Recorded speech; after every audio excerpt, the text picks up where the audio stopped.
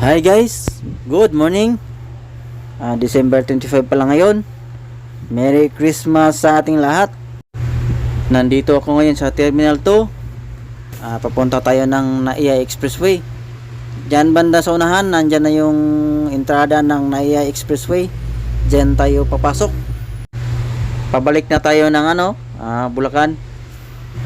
Kaya dadaan tayo ng Naiya Expressway na kumukonekta sa Stage 3 Skyway na papuntang North Luzon Expressway o NLEX.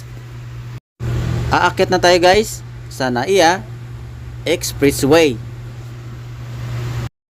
Ito yung kagandahan, hindi na tayo dadaan sa mga city ng NCR dahil alam nyo na guys, sobrang traffic pag ganun ang nangyayari.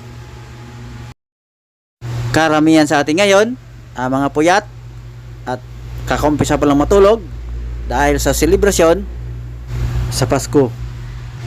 Enjoy watching guys.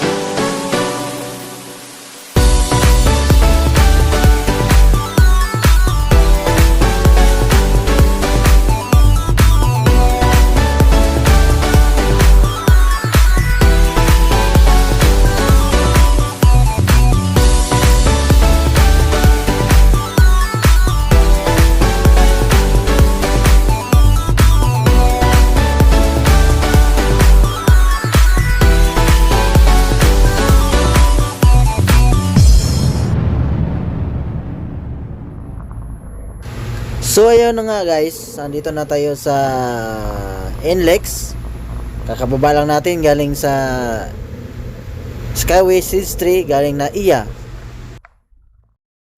4:45 na guys, mag-aalas 5 na.